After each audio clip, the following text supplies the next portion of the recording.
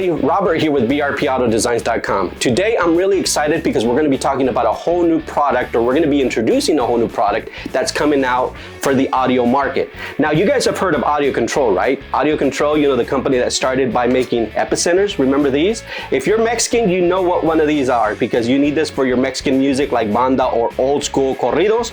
Well, they started by making these epicenters a while back, and this is actually their epicenter, meaning this has a line out converter built in, but we'll talk about that later.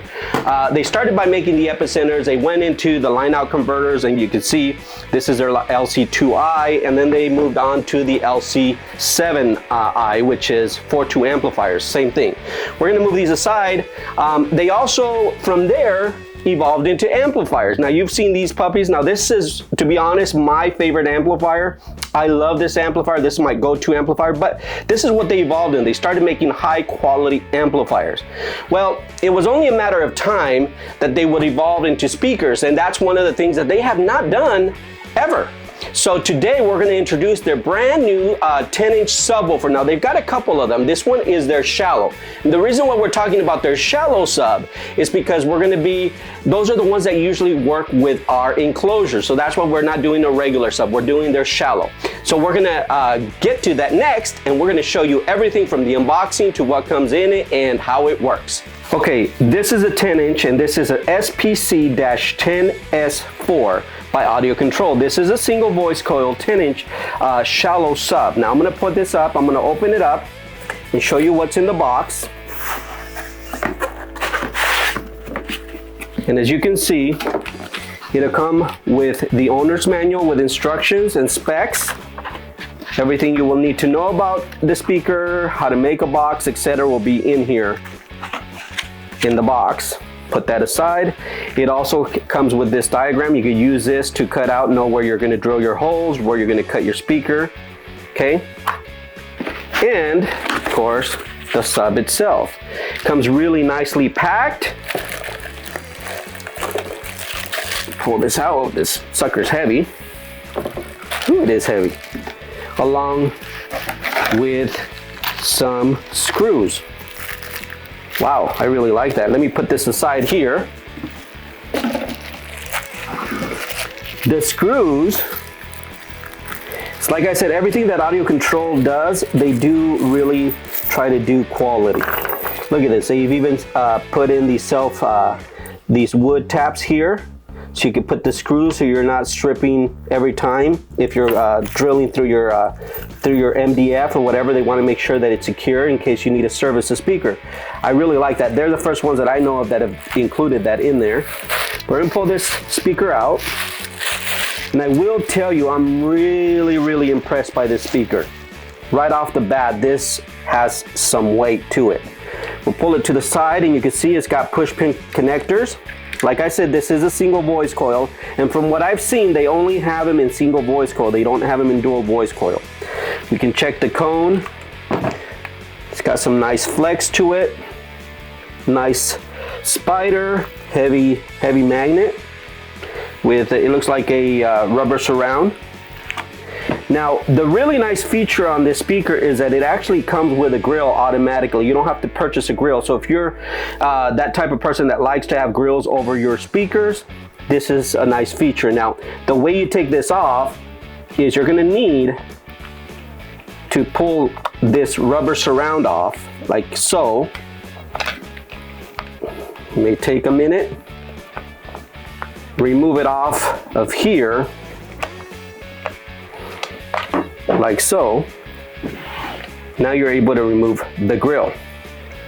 If you wanted to use it without the grill, you just line up the hole here and start squeezing it back in. As you can see,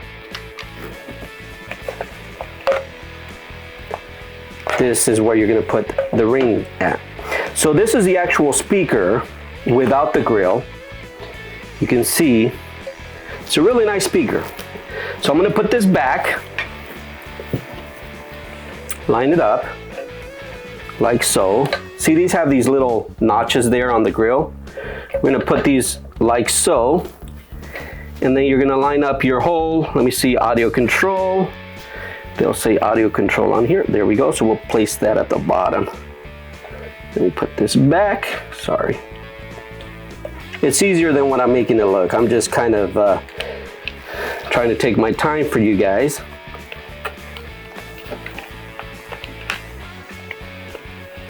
And I really like the fact that this comes with a grill, because most manufacturers of speakers nowadays, they don't include the grill. You have to buy that separate. So I really like that feature, but like I said, you even in the screws that they provided some nice screws to go with it. So there we have it. We have the grill back on. This is what the speaker looks like. Now, one of the things that we decided when we called to speak to the reps at Audio Control, we wanted to know the RMS. Now the RMS on here is supposed to be 500 watts per sub. Now the RMS on here, it says peak power, I believe, is 700. So minimum sealed enclosure is 0.6. Or no, minimum is 0.4, ideal is 0.6. The mounting depth on here is going to be 3.5. Let me see. And this is 400 watts, actually 400 watts RMS, 400 max 600. So what we have right now is, if you guys know, we have our Gladiator that we take to all the shows. So on that Gladiator, we have the LC-1500 pushing it. This bad boy here is rated at 1500 watts by one channel at 2 ohms. This amplifier has been dynoed and has been tested, and it's pushing over 1900 watts.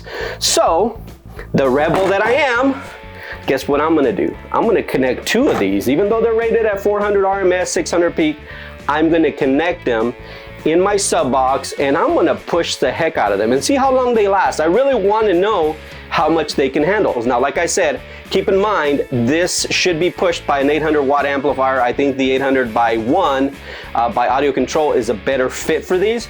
But since we already have the LC-1500 in our truck, I'm not gonna go through all the process of pulling it out and putting that one in. I just wanna really test this out. I'm hoping that it can handle that 1500 watts. Keeping our fingers crossed.